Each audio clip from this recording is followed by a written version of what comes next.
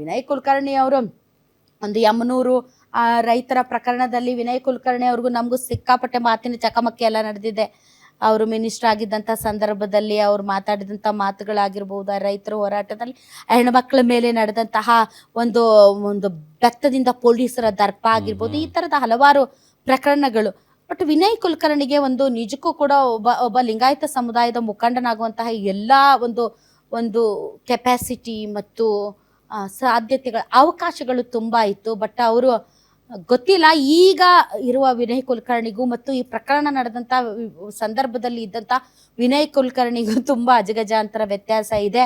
ಕಾಲಕ್ರಮೇಣ ವಿನಯ್ ಕುಲಕರ್ಣಿ ಅವರ ಕೋಪ ಕಡಿಮೆಯಾಗಿದೆ, ಕಾಲಕ್ರಮೇಣ ವಿನಯ್ ಕುಲಕರ್ಣಿ ಅವರ ಅಪ್ರೋಚ್ ಬೇರೆ ಆಗಿದೆ, ಕಾಲಕ್ರಮೇಣ ವಿನಯ್ ಕುಲಕರ್ಣಿ ಅವರ ಒಂದು ಏನು